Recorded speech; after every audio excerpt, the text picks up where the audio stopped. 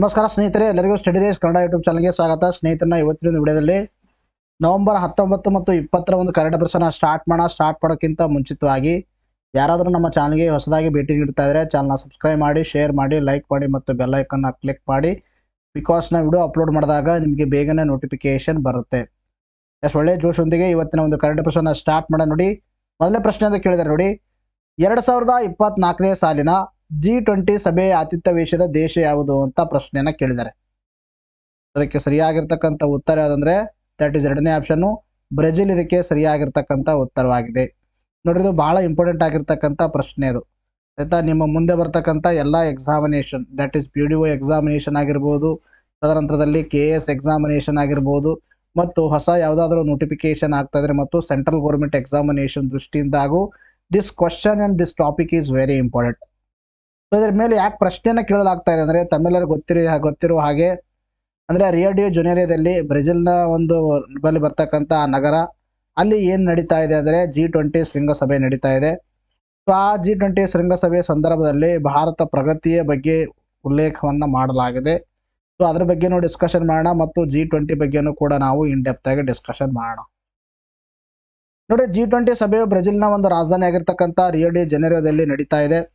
ಭಾರತವು G20 ಗುಂಪಿನ 19 ದೇಶಗಳ ಪೈಕಿ 2024ನೇ ಸಾಲಿನಲ್ಲಿ ಅತಿ ವೇಗದಲ್ಲಿ ಬೆಳವಣಿಗೆ ಹೊಂದುತ್ತಿರುವ ಆರ್ಥಿಕತೆಯಾಗಿ ಹೊರಹೊಮ್ಮಿದೆ. ಆಯ್ತಾ. ನೋಡ್ರಿ, 2024ನೇ ಸಾಲಿನಲ್ಲಿ G20 ಗುಂಪಿನ 19 ದೇಶಗಳ ಪೈಕಿ ಭಾರತವನ್ನು ಸೇರಿಸಿ 19 ದೇಶಗಳು, ಅಂದರೆ ಭಾರತವನ್ನು ಹೊರತುಪಡಿಸಿ ಇತರ 19 ದೇಶಗಳು ಮತ್ತು ಭಾರತ ಸೇರಿ 20 ದೇಶಗಳು, ಆಮೇಲೆ ಎರಡು ಏನಿದಾವೆ ಅಂದರೆ ಯೂನಿಯನ್ಗಳಿದಾವೆ, ಅಂದರೆ ಎರಡು ಸಂಘಗಳಿದಾವೆ, ಅಂದರೆ ಸಂಸ್ಥೆಗಳಿದಾವೆ. ಒಂದು ಯುರೋಪಿಯನ್ ಯೂನಿಯನ್, ಒಂದು ಆಫ್ರಿಕನ್ ಯೂನಿಯನ್. ಅರ್ಥ ಆಯ್ತಾ. G20 ಇರ್ತಕ್ಕಂಥದ್ದು.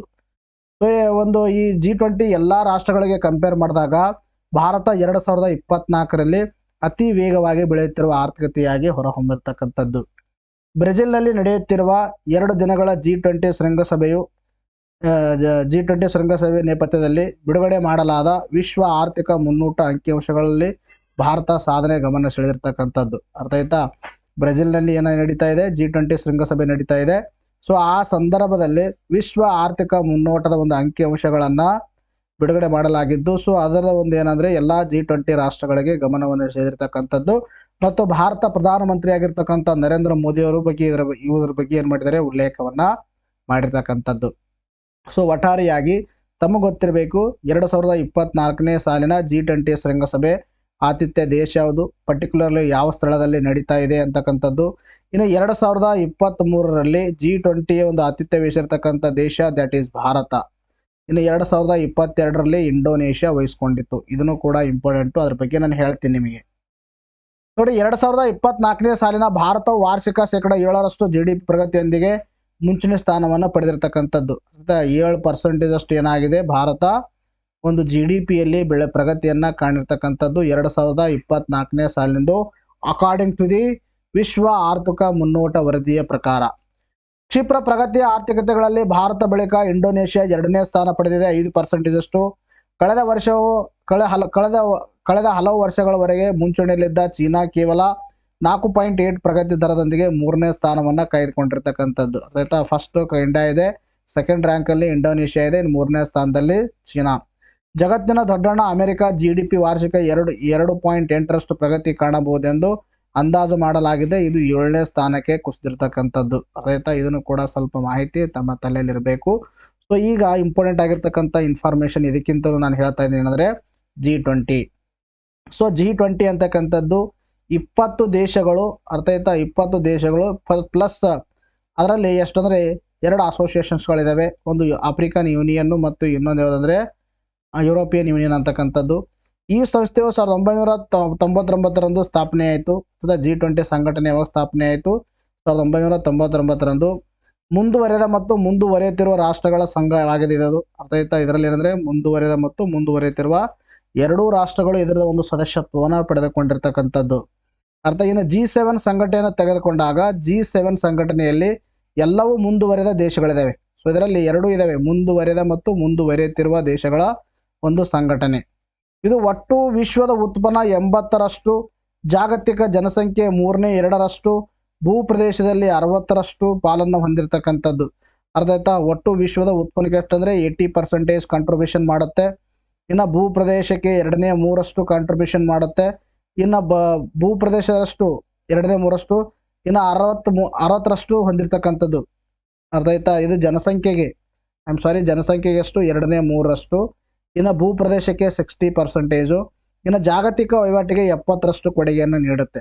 ಸೊ ನೋಡಿ, ಇದನ್ನು ಫ್ಯಾಕ್ಟು ಇಂಪಾರ್ಟೆಂಟು ನಿಮ್ಮ ಎಕ್ಸಾಮಿನೇಷನ್. ದ್ಯಾಟ್ ಈಸ್ ಒಂದು ಬಾರಿ ಗ್ರೂಪ್ ಸಿ ಎಕ್ಸಾಮಿನೇಷನಲ್ಲಿ ಕೇಳಿದ್ದಾರೆ. ಅರ್ಥ ಆಯ್ತಾ. ಗ್ರೂಪ್ ಸಿ ಎಕ್ಸಾಮಿನೇಷನ್ನು ಅದು ಮೋಸ್ಟ್ಲಿ ರೆವೆನ್ಯೂ ಇನ್ಸ್ಪೆಕ್ಟರು ನಾನ್ ಎಚ್ ಕೆ ಎಕ್ಸಾಮ್ದಲ್ಲಿ ಕೇಳಿರ್ಬೋದು. ಅರ್ಥ ಆಯ್ತಾ. ಈ ಫ್ಯಾಕ್ಟ್ಸ್ಗಳು ಇಂಪಾರ್ಟೆಂಟು. ಅರ್ಥ ಆಯ್ತಾ. ವಿಶ್ವದ ಉತ್ಪನ್ನಕ್ಕೆ 80%, ಜಾಗತಿಕ ಜನಸಂಖ್ಯೆಗೆ 2/3, 3/2, ಭೂ ಪ್ರದೇಶಕ್ಕೆ 60%, ಇನ್ನು ಜಾಗತಿಕ ವಹಿವಾಟಿಗೆ 70% G20 ಏನು ಮಾಡುತ್ತೆ, ಕೊಡುಗೆ ನೀಡುತ್ತೆ. ಇನ್ನು ಇದು 19 ಸದಸ್ಯ ರಾಷ್ಟ್ರಗಳು ಮತ್ತು 2 ಪ್ರಾದೇಶಿಕ ಸಂಸ್ಥೆಗಳನ್ನು ಒಳಗೊಂಡಿರುವ ಅಂತರ ಸರ್ಕಾರಿ ಸಂಸ್ಥೆಯಾಗಿದೆ. ಆಯ್ತಾ. 19 ರಾಷ್ಟ್ರಗಳು ಪ್ಲಸ್ 2 ಅಸೋಸಿಯೇಷನ್ಸ್ಗಳಿದ್ದಾವೆ. ಆಯ್ತಾ. ಮೊದಲ ನಾನು ಯಾಕೆ ಹೇಳಿದೆ ಅಂದರೆ 20 ಅಂತ, ಮೊದಲ ಯುರೋಪಿಯನ್ ಯೂನಿಯನ್ ಸೇರಿಬಿಟ್ಟೆ 20 ಇದ್ದು. ಈಗ ಏನಾಯ್ತಂದರೆ ಭಾರತದಲ್ಲಿ ಏನು ಸಭೆ ನಡೀತು, ಶೃಂಗಸಭೆ, ಆ ಸಂದರ್ಭದಲ್ಲಿ ಆಫ್ರಿಕನ್ ಯೂನಿಯನ್ ಕೂಡ ಇದಕ್ಕೆ ಸೇರ್ಪಡೆಯಾಗಿದೆ. ಆ ಮೂಲಕ 19 + 2 19 ಅಂದರೆ ಇದರಲ್ಲಿ ಏನಂದರೆ 19 ದೇಶಗಳು ಪ್ಯೂರ್ಲಿ, 2 ಏನಂದರೆ ಅಸೋಸಿಯೇಷನ್ಸ್ಗಳಿದ್ದಾವೆ. ಅರ್ಥ ಆಯ್ತಾ. ಅಂದರೆ ಆರ್ಗನೈಸೇಷನ್ಗಳಿದ್ದಾವೆ, 2 ಆರ್ಗನೈಸೇಷನ್ ಅಂತಕ್ಕಂಥವು. ಇನ್ನು ಯಾವ್ಯಾವ ಖಂಡದಿಂದ ಯಾವ ದೇಶಗಳಿದ್ದಾವೆ ಅಂತಕ್ಕಂಥದ್ರ ಬಗ್ಗೆ ಮಾತಾಡ್ತಾ ಬಂದಾಗ, ಉತ್ತರ ಅಮೆರಿಕ ಖಂಡದಿಂದ ಅಮೆರಿಕ ಮತ್ತು ಮೆಕ್ಸಿಕೋ, ಕೆನಡಾ ಈ 3 ಇದ್ದಾವೆ. ಇನ್ನು ದಕ್ಷಿಣ ಅಮೆರಿಕ ಖಂಡದಿಂದ ಬ್ರೆಜಿಲ್ ಮತ್ತು ಅರ್ಜೆಂಟೀನಾ. ಏಷ್ಯಾ ಖಂಡದಿಂದ ಭಾರತ, ಜಪಾನ್, ಚೀನಾ, ಇಂಡೋನೇಷ್ಯಾ, ದಕ್ಷಿಣ ಕೊರಿಯಾ, ಸೌದಿ ಅರೇಬಿಯಾ ಮತ್ತು ರಷ್ಯಾ ಇದರ ಒಂದು ಸದಸ್ಯತ್ವವನ್ನು ಪಡೆದುಕೊಂಡಿದ್ದೇವೆ.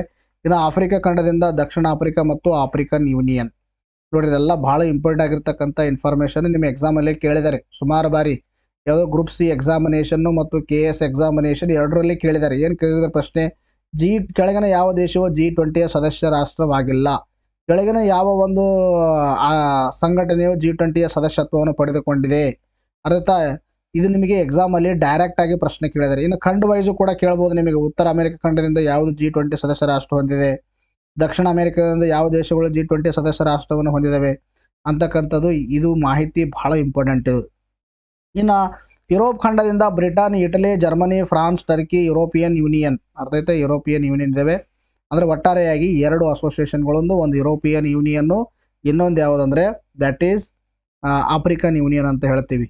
ಇನ್ನು ಇಲ್ಲಿ ಟರ್ಕಿ ನೋಡಿ, ಟರ್ಕಿ ಇದು 2 ಖಂಡದಲ್ಲಿ ಬರುತ್ತೆ. ಯುರೋಪ್ ಖಂಡದಲ್ಲೂ ಬರುತ್ತೆ ಮತ್ತು ಏಷ್ಯಾ ಖಂಡದಲ್ಲೂ ಕೂಡ ಬರುತ್ತೆ. ಸೊ ಇದು ಹೆಚ್ಚಾಗಿ ಪಾಠ ಯುರೋಪ್ ಖಂಡದಲ್ಲಿ ಇರೋದ್ರಿಂದ ನಾನು ಯುರೋಪ್ ಖಂಡದಲ್ಲಿ ಇದನ್ನು ಮೆನ್ಷನ್ ಮಾಡಿದ್ದೀವಿ. ಇನ್ನು ಆಸ್ಟ್ರೇಲಿಯಾ ಖಂಡದಿಂದ ಆಸ್ಟ್ರೇಲಿಯಾ ದೇಶ ಇದೆ. ಆಯ್ತಾ. ಎಲ್ಲವನ್ನ ಕೌಂಟ್ ಮಾಡಿದಾಗ 19 + 2 ಆಗುತ್ತೆ. 19 + 2 ಅಂದರೆ ಇಲ್ಲಿ one African union, other one is the European association and 19 countries from different continents. ಅದನ್ನು ಕೂಡ ಹೇಳಿದ್ದೀನಿ. ಇನ್ನು G20ಯ ಸಭೆಗಳು ಇತ್ತೀಚೆಗೆ ಎಲ್ಲಿ ನಡೆದಿವೆ ಅಂತಕ್ಕಂತಂದ್ರೆ, ಮೊದಲ ಸಭೆ ಇದ್ರದ್ದು ವಾಷಿಂಗ್ಟನ್ DC ಯಲ್ಲಿ ನಡೆದಿತ್ತು. 2019ರ ಸಭೆ ಜಪಾನ್ನ ಒಸಾಕಾದಲ್ಲಿ ನಡೆದಿತ್ತು. 2020ರ ಸೌದಿ ಅರೇಬಿಯಾದ ರಿಯಾದ್ದಲ್ಲಿ ನಡೆದಿತ್ತು. ಇನ್ನು 2021ರ ಸಭೆ ರೋಮ್ನ ಇಟಲಿಯಲ್ಲಿ ನಡೆದಿತ್ತು. 2022ರ ಸಭೆ ಬಾಲಿ ಇಂಡೋನೇಷ್ಯಾದಲ್ಲಿ ನಡೆದಿತ್ತು.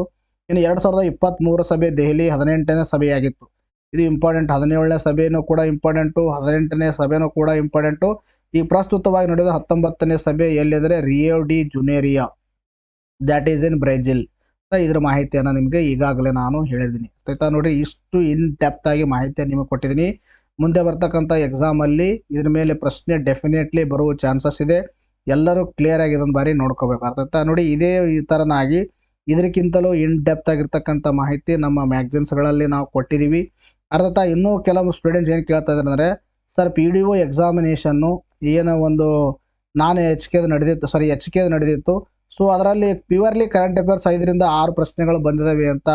ಇನ್ನು ನೆಕ್ಸ್ಟ್ PDO ನಾನ್ HK ಎಕ್ಸಾಮ್ದಲ್ಲಿ ಪ್ರಶ್ನೆ ಕರೆಂಟ್ ಅಫೇರ್ಸ್ ಬರಲ್ಲೇನು ಸರ್ ಅಂತ ಕೇಳಬಾರ್ದು. ಅರ್ಥ ಆಯ್ತಾ. ಅವರು ವೇಟೇಜ್ ಹೆಂಗೆ ಬೇಕಾದರೂ ಕೂಡ ಚೇಂಜ್ ಮಾಡ್ಬೋದು. ಅದಕ್ಕೆ ನೀವೇನಂದರೆ ಬರೀ 5 ಕ್ವಶನ್ ಬಂದವ 6 ಕ್ವಶನ್ ಬಂದವ ಅಂತ ನೆಗ್ಲಿಜೆನ್ಸಿ ಮಾಡಕೂಡದು. ನಾನು ನಿಮಗೆ ಕರೆಂಟ್ಗೋಸ್ಕರ ಏನು ಹೇಳಿದೆ ಅಂದರೆ ನಿಮಗೆ ಶೋರ್ಟ್ ಕೊಟ್ಟಿದ್ದೀನಿ. ಜಸ್ಟ್ ನಾ ಮ್ಯಾಗ್ಝಿನ್ಸ್ಗಳನ್ನು ಓದಿ ಸಾಕು. ನಿಮಗೆ 80 to 90% ನೀವು ಅಟೆಂಡ್ ಮಾಡೇ ಮಾಡ್ತೀರ. ಅರ್ಥ ಆಯ್ತಾ. ಮತ್ತು ಬೇರೆ ಮ್ಯಾಗ್ಝಿನ್ ಓದುವ ಅವಶ್ಯಕತೆ ಇಲ್ಲ ಮತ್ತು ಬೇಗನೆ ಮುಗಿಯುತ್ತೆ. ಎಲ್ಲ ಕ್ವಶನ್ಸ್ಗಳು ಕವರ್ ಆಗಿದೆ ನಮ್ಮ ಮ್ಯಾಗ್ಝಿನಲ್ಲಿ. ನೀವು ಯಾರು ಮ್ಯಾಗ್ಝಿನ್ಸ್ಗಳನ್ನು ತೊಗೊಂಡಿದ್ದೀರಿ, ಯಾರು ವಿಡಿಯೋ ನೋಟ್ಸ್ ಮಾಡ್ಕೊಂಡಿದ್ದೀರಿ, ಎಲ್ಲವನ್ನ ತೆಗೆದು ನೋಡಿ. ಅರ್ಥ ಆಯ್ತಾ. ಇನ್ನು ನಮ್ಮ ಮ್ಯಾಗ್ಝಿನ್ಸ್ಗಳನ್ನು ತಮಗೆ ಬೇಕಾಗಿತ್ತಂದರೆ ಇಲ್ಲೆಲ್ಲ ಡೀಟೇಲ್ಸನ್ನು ನಾವು ಕೊಟ್ಟಿದ್ದೀವಿ. 1 ಮಂತ್ಗೆ 40 ಆಗುತ್ತೆ. 2023 ಜನವರಿಯಿಂದ ಅಕ್ಟೋಬರ್ 2024ರವರೆಗೆ 880 ಆಗುತ್ತೆ. ನೀವು ಇಷ್ಟಿಂದ ಓದಂದ್ರೆ ನಿಮಗೆ ಇದರಲ್ಲಿ ಕೆಲವೊಂದು ಬಜೆಟ್ಗಳು, ಎಕನಾಮಿಕ್ ಸರ್ವೆಗಳು ಎಲ್ಲ ಕವರ್ ಆಗುತ್ತೆ ಇದರಲ್ಲಿ. ಅರ್ಥ ಆಯ್ತಾ? ಇನ್ನು 2024 ಜಾನ್ ಟು ಅಕ್ಟೋಬರ್ 2024ರವರೆಗೆ 400 ಆಗುತ್ತೆ. 2022 ಜಾನ್ ಟು ಅಕ್ಟೋಬರ್ 2024ರವರೆಗೆ 1360 ಆಗುತ್ತೆ. ನಿಮಗೆ ಡಿಸ್ಕೌಂಟ್ ಆಗಿ 1260 ಸಿಗುತ್ತೆ. Either PhonePe, Google Pay, Paytm, ಭೀಮ್ ಪೇ ಮುಖಾಂತರ ಈ ನಂಬರ್ಗೆ ಪೇ ಮಾಡೋದನ್ನು ವಾಟ್ಸಪ್ಪಲ್ಲಿ ಪೇಮೆಂಟ್ ಮಾಡೋ ಸ್ಕ್ರೀನ್ಶಾಟ್ ಕಳಿಸ್ತಾರೆ. ನಮ್ಮ ನೋಟ್ಸ್ಗಳನ್ನು ಸಾಫ್ಟ್ ಫಾರ್ಮ್ಯಾಟಲ್ಲಿ, ದಟ್ ಈಸ್ PDF ಫಾರ್ಮ್ಯಾಟಲ್ಲಿ ನಾವು ಪ್ರೊವೈಡ್ ಮಾಡ್ತೀವಿ. ಇಲ್ಲಾಂದರೆ ಈ ನಂಬರ್ಗೆ ಸ್ಕ್ಯಾನ್ ಮಾಡಿ ಪೇಮೆಂಟ್ ಮಾಡೋ ರಿಸಿಪ್ಟನ್ನೇ ಇದಕ್ಕೆ ಕಳಿಸಿ. ಅರ್ಥ ಆಯ್ತಾ? ನೋಡಿ, ನೆಕ್ಸ್ಟ್ ಕ್ವಶನ್ ಕೇಳಿದ್ರೆ ಕಂಟ್ರೋಲರ್ ಮತ್ತು ಆಡಿಟರ್ ಜನರಲ್ ಅನ್ನು ಯಾರು ನೇಮಕ ಮಾಡುತ್ತಾರೆ ಅಂತ ಪ್ರಶ್ನೆನ ಕೇಳಿದ್ದಾರೆ. ಅದಕ್ಕೆ ಸರಿಯಾಗಿರ್ತಕ್ಕಂಥ ಉತ್ತರ ದಟ್ ಈಸ್ ಮೊದಲನೇ ಆಪ್ಷನ್ನು ರಾಷ್ಟ್ರಪತಿ ಇದಕ್ಕೆ ಸರಿಯಾಗಿರ್ತಕ್ಕಂಥ ಉತ್ತರವಾಗಿದೆ. ನೋಡಿ, ಕಂಟ್ರೋಲರ್ ಆಡಿಟರ್ ಜನರಲ್ ಕ್ಯಾಗ್ ಅಂತಕ್ಕಂಥದ್ದು always hot topic for KPSC examination. KPSC examination ಇಂದಾಗಿ ಇದೊಂದು ಹಾಟ್ ಟಾಪಿಕ್ಕು. ಸೊ ಇವತ್ತೇ ಇದ್ರ ಮೇಲೆ ಯಾಕೆ ನಾನು ಪ್ರಶ್ನೆನ ಕೇಳಿದ್ದೀನಿ ಅಂದರೆ, ನೋಡಿ, ಅಧ್ಯಕ್ಷವಾಗಿರ್ತಕ್ಕಂಥ ಅಥವಾ ಭಾರತ ರಾಷ್ಟ್ರಪತಿ ಆಗಿರ್ತಕ್ಕಂಥ ದ್ರೌಪದಿ ಮುರ್ಮು ಅವರು ಕೆ ಸಂಜಯ್ ಮೂರ್ತಿ ಅವರನ್ನು ಭಾರತ ಹೊಸ ಕಂಟ್ರೋಲರ್ ಮತ್ತು ಆಡಿಟರ್ ಜನರಲ್ ಆಗಿ ನೇಮಕ ಮಾಡಿದ್ದಾರೆ. ಇನ್ನು ಮುಂದೆ ಭಾರತ ಕಂಟ್ರೋಲ್ ಕ್ಯಾಗ್ ಆಗಿ ಯಾರನ್ನ ನೇಮಕ ಮಾಡಲಾಗಿದೆ ಅಂದರೆ ಕೆ ಸಂಜಯ್ ವರ್ಮಾ. ಸೊ ಈ ಹಿಂದೆ ಯಾರೆಂದರೆ ಗಿರೀಶ್ ಚಂದ್ರ ಮುರ್ಮು ಅವರಿದ್ದರು. ಸೊ ಗಿರೀಶ್ ಚಂದ್ರ ಮುರ್ಮು ಅವರ ಬದಲಿಗೆ ಇವರ ಅವಧಿ ಮುಗಿಯಲಿದೆ. ಇವರ ಬದಲಿಗೆ ಯಾರಿಗೆ ನೇಮಕ ಮಾಡಲಾಗಿದೆ? ಕೆ ಸಂಜಯ್ ಮೂರ್ತಿ ಅವರನ್ನ ನೇಮಕ ಮಾಡಿದ್ದಾರೆ. ಯಾರು? ರಾಷ್ಟ್ರಪತಿ ಆಗಿರ್ತಕ್ಕಂಥ Draupadi Murmu. It is very important. ಅರ್ಥ ಆಯ್ತಾ? News context important. ಇದ್ರ ಮೇಲೆ ಡೈರೆಕ್ಟ್ ಆಗಿ ಪ್ರಶ್ನೆ ಕೇಳಬಹುದು. ಇನ್ನು ಕಂಟ್ರೋಲ್ ಆಡಿಟರ್ ಜನರಲ್ ಬಗ್ಗೆ ನಾವು ಮಾತಾಡ್ತಾ ಬಂದಾಗ ಇಲ್ಲಿ ಮಾಹಿತಿ ನಿಮಗೆ ಎಲ್ಲ ಅಟಾರ್ನಿ ಜನರಲ್ ಬಗ್ಗೆ ಕೊಟ್ಟಿದ್ದಾರೆ. ಸೊ ಕಂಟ್ರೋಲ್ ಆಡಿಟರ್ ಜನರಲ್ ಬಗ್ಗೆ ಆಯ್ತಾ, ನಾನಿಲ್ಲಿ ಅಟಾರ್ನಿ ಜನರಲ್ ಬಗ್ಗೆ ಮಾಹಿತಿ ಹಾಕಿದ್ದೀನಿ. ಸೊ ಇದನ್ನು ನೋಡ್ಕೋಬೇಡಿ. ಸ್ವಲ್ಪ ಅಟಾರ್ನಿ ಜನರಲ್ ಬಗ್ಗೆ ಇಲ್ಲಿ ಕೊಟ್ಟಿದ್ದೀನಿ ನಾನು. ಯಾರಿಗೆ ಬೇಕು ನೀವು ಮಾಹಿತಿಯನ್ನು ತಗೊಳ್ಳಿ. ಇನ್ನು ಕಂಟ್ರೋಲ್ ಆಡಿಟರ್ ಜನರಲ್ ಬಗ್ಗೆ ಮಾಹಿತಿಯನ್ನು ನಿಮಗೆ ನಾವು ಮ್ಯಾಗ್ಝಿನಲ್ಲಿ ಕೊಟ್ಟಿದ್ದೀವಿ. ಮತ್ತು ಸ್ವಲ್ಪ ನೀವು ಏನು ಮಾಡ್ಕೊಳ್ಳಿ ಅಂದರೆ, ಯಾರಿಗೆ ನಿಮ್ಗೆ ನೋಡ್ಕೊಳ್ಳೋಕ್ಕಾಗಲ್ಲ, ಒಂದು ಸ್ವಲ್ಪ ನೀವು ಯಾವುದಾದ್ರೂ ನಿಮಗೆ ಕಾನ್ಸ್ಟಿಟ್ಯೂಷನ್ ಬುಕ್ಕಲ್ಲಿ, ಗಂಗಾಧರ್ ಸರ್ ಬುಕ್ಕಲ್ಲಿ ಅಥವಾ ಲಕ್ಷ್ಮೀಕಾಂತ್ ಬುಕ್ಕನ್ನು ಸ್ವಲ್ಪ ನೋಡಿ ನೀವೇನು ಮಾಡಿರಿ ಅಂದರೆ ಸ್ವಲ್ಪ ಅದನ್ನು ನೋಟ್ ಡೌನ್ ಮಾಡ್ಕೊಳ್ರಿ. ಅಂದರೆ ಕಂಟ್ರೋಲ್ ಆ್ಯಂಡ್ ಆಡಿಟರ್ ಜನರಲ್ ಬಗ್ಗೆ. ಅರ್ಥ ಆಯ್ತಾ? ನಾನು ಮಾಹಿತಿಯನ್ನು ನಿಮಗೆ ಜಸ್ಟ್ ಇಲ್ಲಿ ಅಪ್ಡೇಟ್ ಮಾಡಿದ್ದೀವಿ ಮತ್ತು ಮ್ಯಾಗ್ಝಿನಲ್ಲಿ ಕೂಡ ನಾನು ನಿಮಗೆ ಪ್ರೊವೈಡ್ ಮಾಡ್ತೀನಿ. ನೋಡಿ, ನೆಕ್ಸ್ಟ್ ಕ್ವಶನ್ ಕೇಳಿದ್ರೆ ಗುರು ಘಾಸಿದಾಸ್ ತಮೂರ್ ಪಿಂಗ್ಲಾ ಹುಲಿ ಸಂರಕ್ಷಿತ ಪ್ರದೇಶ ಯಾವ ರಾಜ್ಯದಲ್ಲಿ ಕಂಡು ಬರುತ್ತೆ ಅಂತ ಪ್ರಶ್ನೆಯನ್ನು ಕೇಳಿದ್ದಾರೆ. ಅದಕ್ಕೆ ಸರಿಯಾಗಿರ್ತಕ್ಕಂಥ ಉತ್ತರ ಯಾವುದರೆ ಛತ್ತೀಸ್ಗಢ ಇದಕ್ಕೆ ಸರಿಯಾಗಿರ್ತಕ್ಕಂಥ ಉತ್ತರವಾಗಿದೆ. ನೋಡಿ, ಇದು ಬಹಳ ಇಂಪಾರ್ಟೆಂಟ್ ಆಗಿರ್ತಕ್ಕಂಥ ಪ್ರಶ್ನೆ ಇದನ್ನು ಕೂಡ. ಅರ್ಥ ಆಯ್ತಾ? ಛತ್ತೀಸ್ಗಢ ದೇಶದ 56ನೇ ಹುಲಿ ಸಂರಕ್ಷಣಾ ವಲಯ ಅಂತ ನ್ಯೂಸ್ ಪೇಪರಲ್ಲಿ ಆರ್ಟಿಕಲ್ ಕಾಣಿಸ್ಕೊಂಡಾಗ ಸೊ ಇದರ ಮೇಲೆ ಪ್ರಶ್ನೆ ಕೇಳಲಾಗಿದೆ. ನೋಡಿ, ಮುಂದೆ ಬರ್ತಕ್ಕಂಥ ಎಕ್ಸಾಮ್ಗೆ it is also very important.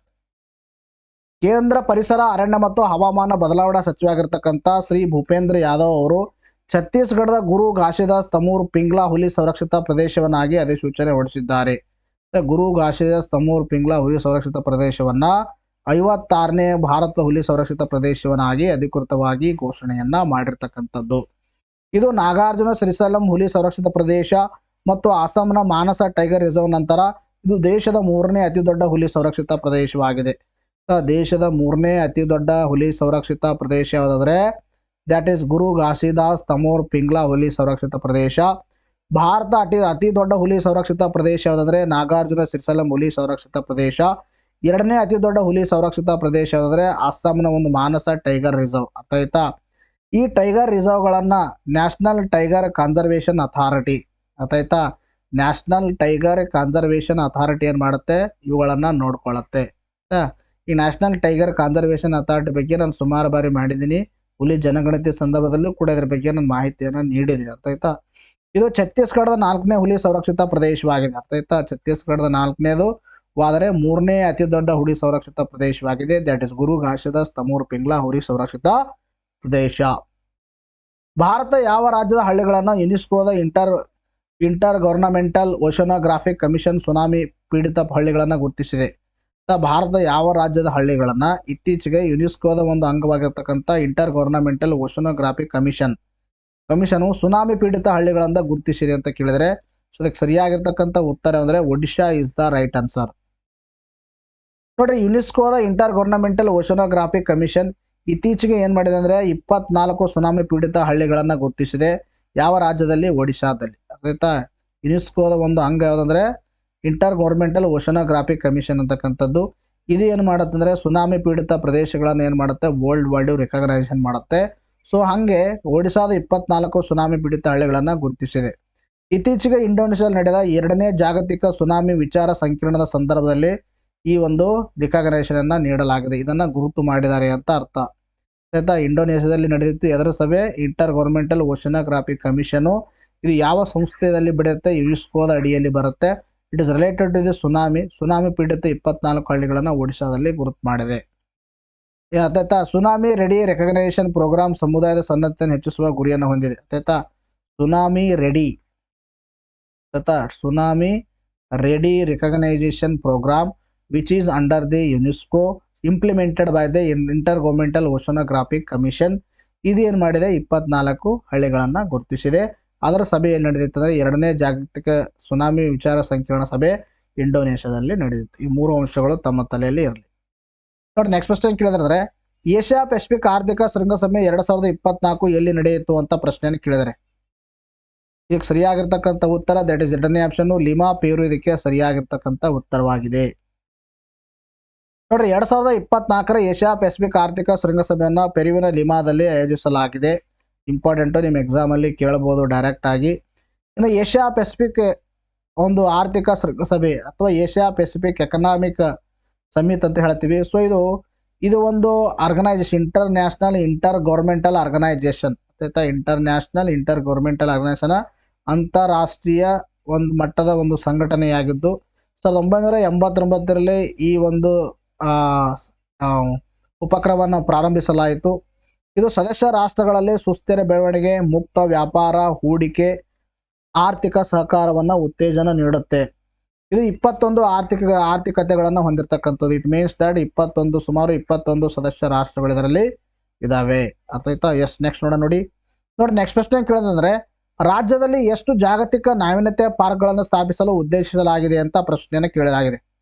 ಅದಕ್ಕೆ ಸರಿಯಾಗಿರ್ತಕ್ಕಂಥ ಉತ್ತರ 3. ನೋಡ್ರಿ, ಇದನ್ನು ಕೂಡ ಇಂಪಾರ್ಟೆಂಟ್ ಆಗಿರ್ತಕ್ಕಂಥದ್ದು. ಅರ್ಥ ಆಯ್ತಾ? ಕರ್ನಾಟಕ ಕರೆಂಟ್ ಅಫೇರ್ಸ್ ಅಡಿಯಲ್ಲಿ ರಾಜ್ಯದಲ್ಲಿ ಉದ್ಯಮ ವಲಯದ ಬೆಳವಣಿಗೆ ಉತ್ತೇಜಿಸುವ ನಿಟ್ಟಿನಲ್ಲಿ ಬೆಂಗಳೂರು, ಮೈಸೂರು ಮತ್ತು ಬೆಳಗಾವಿಯಲ್ಲಿ ಜಾಗತಿಕ ನಾವೀನ್ಯತಾ ಪಾರ್ಕ್ಗಳನ್ನು ಸ್ಥಾಪಿಸುವ ಜೊತೆಗೆ ಮೈಸೂರಿನ ಒಂದು ಕೋಚನಹಳ್ಳಿಯಲ್ಲಿ ಎಲೆಕ್ಟ್ರಾನಿಕ್ ತಯಾರಿಕಾ ಕ್ಲಸ್ಟರ್ ಅಭಿವೃದ್ಧಿಪಡಿಸುವುದಾಗಿ ಮುಖ್ಯಮಂತ್ರಿ ಸಿದ್ದರಾಮಯ್ಯ ಅವರು ಘೋಷಣೆಯನ್ನ ಮಾಡಿರ್ತಕ್ಕಂಥದ್ದು. ಅರ್ಥಾತ್ ರಾಜ್ಯದಲ್ಲಿ 3 ನಾವೀನ್ಯತಾ ಪಾರ್ಕ್ಗಳನ್ನು, ಜಾಗತಿಕ ನಾವೀನ್ಯತಾ ಪಾರ್ಕ್ಗಳನ್ನು, ಗ್ಲೋಬಲ್ ಇನೋವೇಷನ್ ಪಾರ್ಕ್ಗಳನ್ನು ಸ್ಥಾಪಿಸುವುದಾಗಿ ಸಿದ್ದರಾಮಯ್ಯ ಅವರು ಮಾಹಿತಿಯನ್ನು ನೀಡಿರ್ತಕ್ಕಂಥದ್ದು. ಎಲ್ಲೆಂದರೆ ಬೆಂಗಳೂರು, ಮೈಸೂರು ಮತ್ತು ಬೆಳಗಾವಿಯಲ್ಲಿ.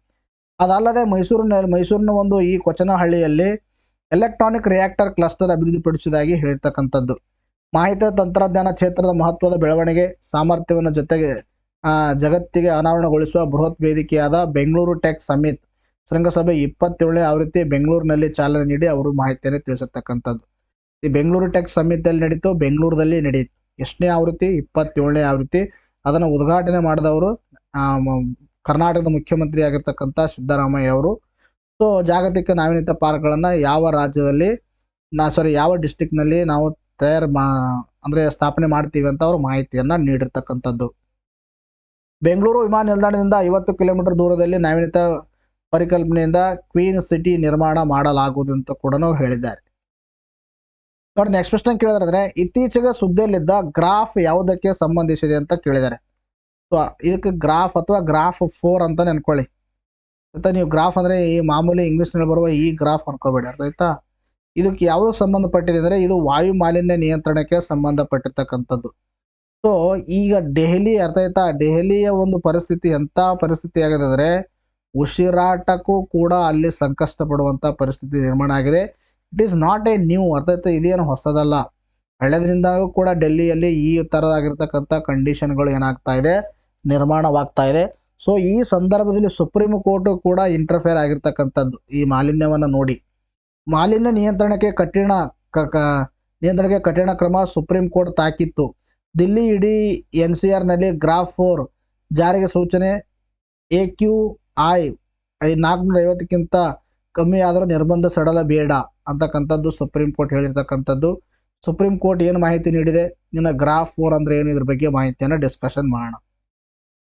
ದೆಹಲಿ ಹಾಗೂ ರಾಷ್ಟ್ರ ರಾಜಧಾನಿ ವಲಯ ಪ್ರದೇಶಗಳಲ್ಲಿ ವಾಯು ಗುಣಮಟ್ಟ ಕಳಪೆಯಾಗಿರುವ ಕಾರಣ ಪ್ರದೇಶದಲ್ಲಿ 4ನೇ ಹಂತದ ಗ್ರಾಫ್ GRAP ಅಂತ ಹೇಳ್ತೀವಿ, ಮಾಲಿನ್ಯ ನಿಯಂತ್ರಣ ಕ್ರಿಯಾ ಯೋಜನೆ ನಿರ್ಬಂಧಗಳನ್ನು ಜಾರಿಗೊಳಿಸಬೇಕು. ಇದರ ಒಂದು ಜಾರಿಗೆ ತಂಡಗಳನ್ನು ರಚಿಸಬೇಕು ಎಂದು ಸುಪ್ರೀಂ ಕೋರ್ಟ್ ಸೂಚಿಸಿರ್ತಕ್ಕಂಥದ್ದು. ಸಿಂಪಲ್ ಆಗಿ ಮಾಲಿನ್ಯವನ್ನು ನಿಯಂತ್ರಣ ಮಾಡೋಗೋಸ್ಕರ ಕೆಲವೊಂದು ಮಾನದಂಡಗಳಿಟ್ಟುಕೊಂಡು ಹಂತಗಳನ್ನಾಗಿ ಮಾಡಿದ್ದಾರೆ. ಹಂತ 1, ಹಂತ 2, ಹಂತ 3 ಅಂದರೆ ಈ ಮಟ್ಟದಲ್ಲಿದ್ದರೆ ಇಷ್ಟೊಂದು ಇಫೆಕ್ಟ್ ಆಗುತ್ತೆ ಅಂತಕ್ಕಂಥದ್ದನ್ನು ಅರ್ಥ ಆಯ್ತಾ. ಯಾವುದು ಮಾಲಿನ್ಯ ನಿಯಂತ್ರಣ ಕ್ರಿಯಾ ಯೋಜನೆ ಅಂತ ಕರಿತೀವಿ. ಸೊ ಅದರಲ್ಲಿ ಹೇಳಿದ್ರೆ ಹಂತಗಳು ಮಾಡಿದ್ದಾರೆ. ಗ್ರಾಫ್ 1, ಗ್ರಾಫ್ 2, ಗ್ರಾಫ್ 3 ಅಂತ. ಸೊ ಈ 4ನೇ ಹಂತ ತಲುಪಿದೆ ಅಲ್ಲಿ ಎಲ್ಲಿ ದೆಹಲಿಯಲ್ಲಿ. ಇದರ ಜಾರಿಗೆ ತಂಡ ರಚಿಸಬೇಕು ಎಂದು ಅದಕ್ಕೆ ಇದಕ್ಕೆ ಒಂದು ಅಂದರೆ ಮಾಲಿನ್ಯ ನಿಯಂತ್ರಣ ಕ್ರಿಯೆ ಯೋಜನೆ ಏನಿದೆ ಇದು ಜಾರಿಗೆ ತರಬೇಕು ಅಂತ ಸುಪ್ರೀಂ ಕೋರ್ಟ್ ಹೇಳಿರ್ತಕ್ಕಂಥದ್ದು. ಅದಕ್ಕೋಸ್ಕರ ತಂಡಗಳನ್ನು ರಚಿಸಬೇಕು ಅಂತಕ್ಕಂಥ ಮಾಹಿತಿ ಕೂಡ ಬಹಿರಂಗಪಡಿಸಿದೆ. ಅಲ್ಲದೆ 1 ರಿಂದ 12 ತರಗತಿಯವರಿಗೆ ಭೌತಿಕ ತರಗತಿಗಳನ್ನು ನಡೆಸದೆ ಆನ್ಲೈನ್ ಕ್ಲಾಸ್ಗಳನ್ನು ನಡೆಸಬೇಕು ಅಂತಕ್ಕಂಥದ್ದು ಕೂಡ ಮಾಹಿತಿ ನೀಡಿದೆ. ಹೊರಗಡೆ ಹೋಗಬಾರದು ಅಂತಕ್ಕಂಥದ್ದು. ಗ್ರಾಫ್ 4 ಜಾರಿ ಆದೇಶವು ದಿಲ್ಲಿ ನಗರ, ಹರಿಯಾಣದ ಗುರುಗ್ರಾಮ್, ಉತ್ತರ ಪ್ರದೇಶದ ನೋಯ್ಡಾ, ರಾಜಸ್ಥಾನದ ಕೆಲವು ಭಾಗ ಸೇರಿದಂತೆ ದೆಹಲಿ ಸುತ್ತಮುತ್ತ ರಾಜ್ಯಗಳಿಗೆ ಕೆಲವು ಜಿಲ್ಲೆಗಳಿಗೆ ಅನ್ವಯಿಸುತ್ತದೆ. ಹಾಗಾದ್ರೆ ಏನಿದು ಅಂತಕ್ಕಂಥದ್ದು ನೋಡ್ರಿ, ಇದು ಗ್ರಾಫ್ 4 ಅಂತಕ್ಕಂಥದ್ದು 2017ರಲ್ಲಿ ಪರಿಚಯಿಸಲಾಗಿರ್ತಕ್ಕಂಥದ್ದು. ಈ ಯೋಜನೆ AQR ಅರ್ಥ ಆಯ್ತಾ, ಮಾಲಿನ್ಯವನ್ನು ಅಳತೆ ಮಾಡತಕ್ಕಂಥದ್ದು. ತೀವ್ರತೆ ಆಧಾರದ ಮೇಲೆ ಗಾಳಿಯ ಗುಣಮಟ್ಟವನ್ನು 4 ಹಂತಗಳಾಗಿ ವರ್ಗೀಕರಿಸಲಾಗಿದೆ. 1ನೇ ಹಂತ ಕಳಪೆ, ಅದು AQ 201 to 300. 2ನೇ ಹಂತ ಅತ್ಯಂತ ಕಳಪೆ AQI 301 to 400.